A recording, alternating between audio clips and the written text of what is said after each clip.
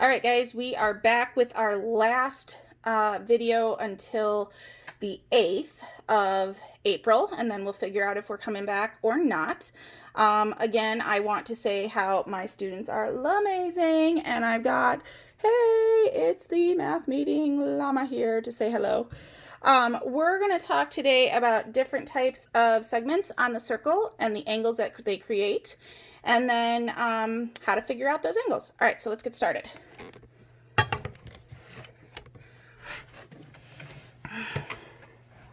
All right, so this is 8F. I can determine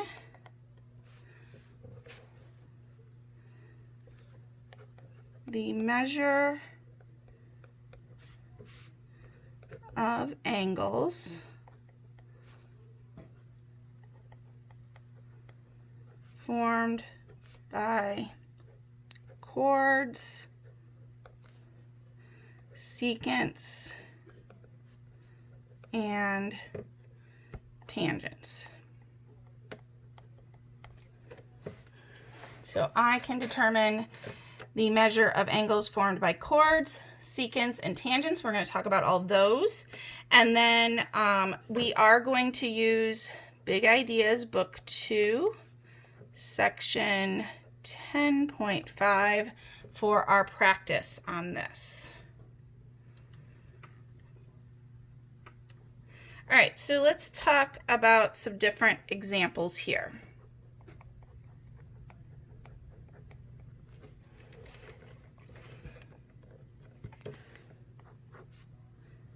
So I'm going to draw my circle here. I'm going to draw a chord in here and then a tangent across. And let's say this is CA, and we'll do T here. All right, so a couple things here that I want you to notice. Again, a chord, it touches the two, or the endpoints are on the circle. In this case, it's not a radius, not coming from the center, so we don't know that this is 90 degrees like in the last video. So we're going to actually say that this angle is 55 degrees. And since it's kind of like our inscribed angle and the vertex is on the circle, I'm going to say that the arc is 2 times the angle. So again, the arc is 2 times the angle, or you can say the angle is equal to half of the arc. So either way you look at it, again, if you're going bigger, you're going to multiply by 2. If you're going smaller, you're going to divide by 2. So let's say in this problem, we want to find the measure of arc AC.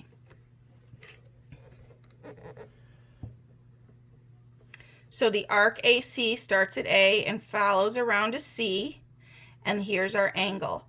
So this is the intercepted arc in this case. So we would take 55, and since the arc is 2 times the angle, we would multiply by 2 to get 110 degrees.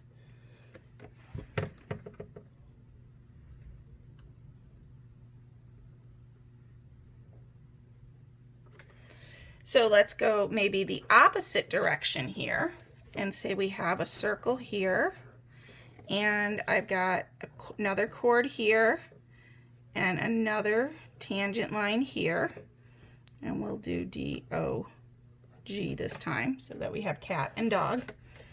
And let's say that we're calling this angle number 1. So you are going to see this in the Big Ideas. It doesn't have a degrees on it, so that's just marking what the angle is, not how big that angle.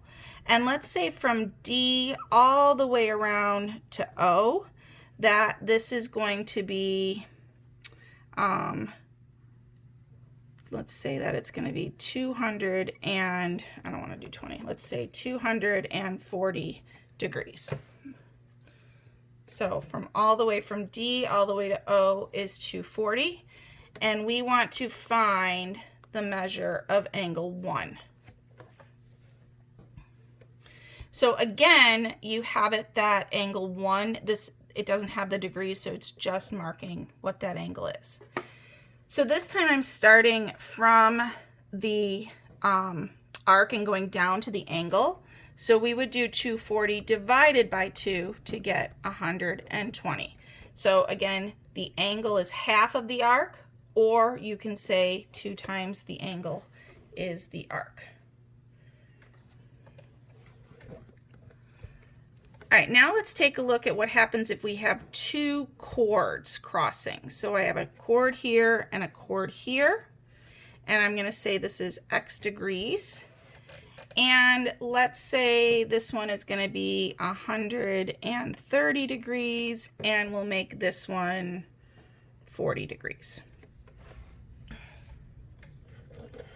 So what I remember is crossing equals plus or add, because we are going to subtract. So crossing is going to equal to add, and then when it's not crossing, we're going to subtract, and you'll see that in the next problem. So we want to find the value of x.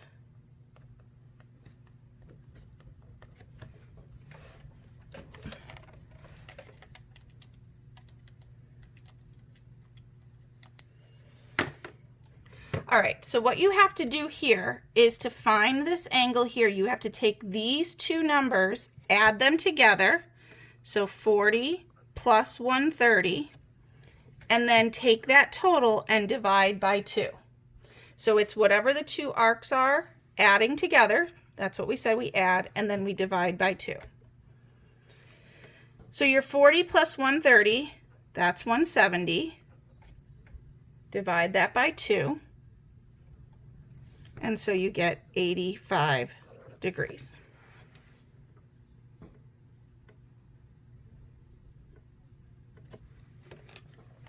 Okay, we're going to do 2 more problems here. 2 more problems. So let's take a look at what happens when we have the angle outside and we're not crossing. So that was 1, 2, 3. This is going to be 4. So we're going to do, I'm going to go ahead and do a problem where I have two tangent here.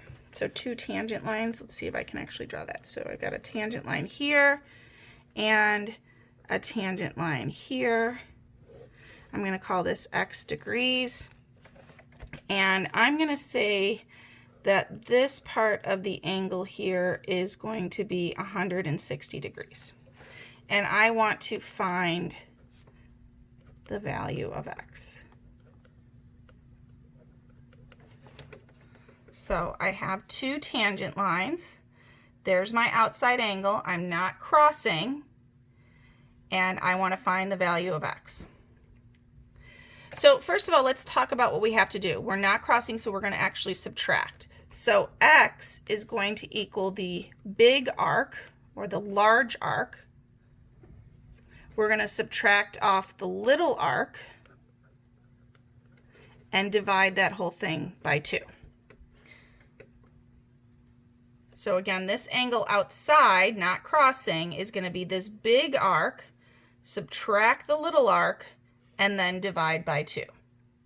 Well, the issue here is we don't know what this big arc is just now, but we do know that the whole circle is 360. So if I take 360 and subtract off that 160, I get 200.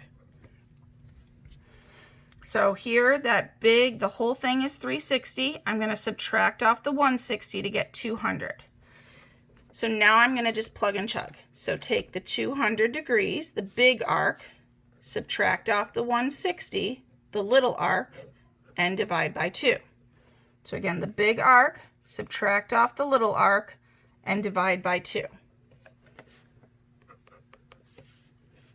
200 minus 160, that's going to be 40, divided by 2 is 20 degrees.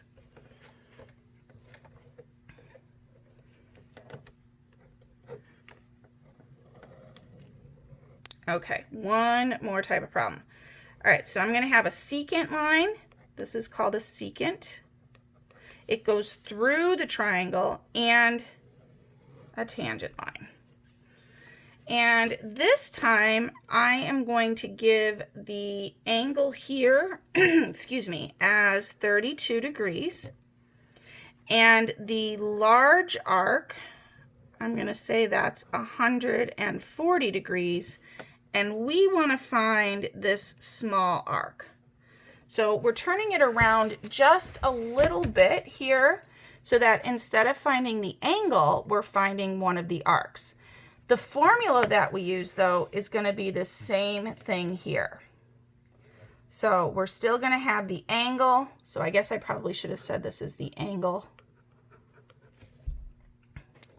equals the big arc minus the little arc over 2.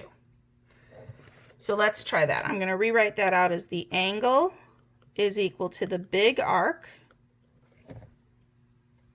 minus the little arc and everything over 2.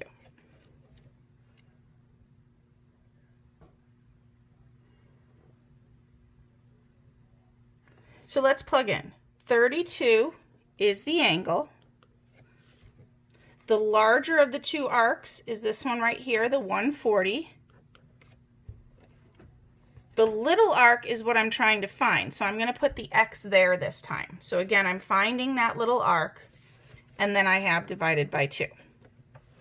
So the angle is the 32 degrees, the big arc is 140, and the little arc is X.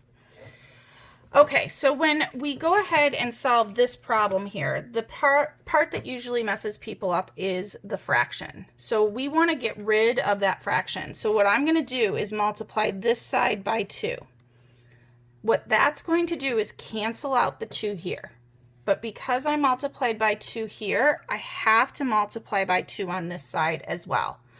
So now I have 2 times 32, which is 64, equals 140 minus X. The 2's cancel out because I multiplied 2 divided by 2, or 2 over 2 is 1. And then I multiplied by 2 over here. Okay, now we're going to go ahead and get X by itself. I'm going to subtract the 140 from both sides. So on my calculator, I'm going to do 64 minus 140, and I'm going to get negative 76. Now notice, I know I have a negative number here and we wouldn't have a negative arc, but notice that when I did that, this is still a negative X. So I have negative 76 equals negative X. If I multiplied through by -1 or divided through by -1, I would get X is equal to 76 degrees. So it turns positive because these are both negative. All right, again, if you're having questions, please log into one of the Zoom meetings or more than one. It would be great to see you all, and we'll talk more later. Bye.